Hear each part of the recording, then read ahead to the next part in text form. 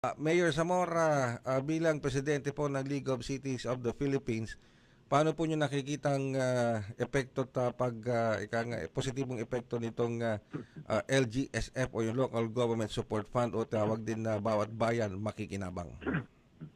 Una-una rin, no, tayo lubos na nagpapasalamat sa ating mahal na Pangulong Ferdinand R. Marcos Jr. sapagkat yung kanyang pangako na i-empower niya ang mga local government units ay ginagawa niya.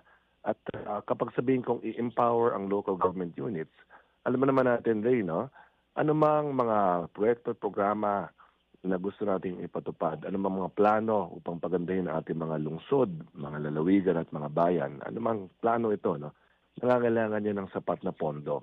At kung dati ho ay karamihan sa ating mga LGUs ay umaasa sa DPWH pagdating sa infrastructure projects, ngayon ay ida-download na po sa amin ang pondo through the Local Government Support Fund. No? So let me make it clear, sa pamumuno po ni Secretary Vince Dizon ng DPWH, napakaganda na po ng pagpapatakbo ng departamentong ito. At yung direktiba naman po ni Pangulong Marcos na i-decentralize from DPWH yung mga infrastructure projects, ito po ang ating mapapakinabangan ngayon because in previous years, no, even prior to the arrival of Secretary Dizon as DPWH Secretary, ay nakikita nga natin na masyadong centralized sa DPWH ang infrastructure projects. At nakita rin naman natin yung mga naging problema, mga anomalya, mga kalokohan na ating babalitaan, di po ba? Ngayon, na-decentralized na po siya.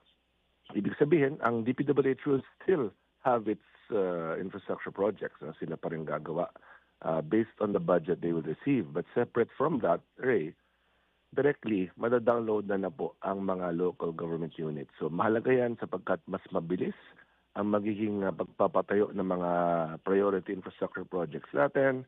Mas mamonitor po namin yan sapagkat direktang matatanggap na ho namin yung pondo. That means the accountability is on us.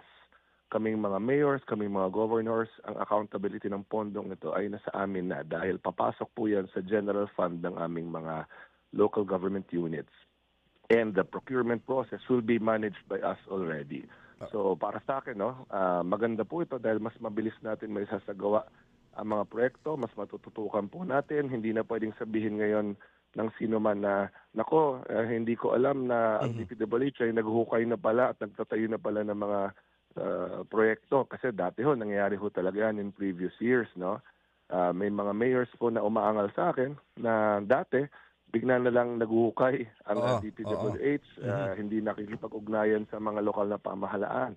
Ngayon, hindi na ho mangyayari yan dahil kami na ho mismo ang magsasagawa ng mga proyekto.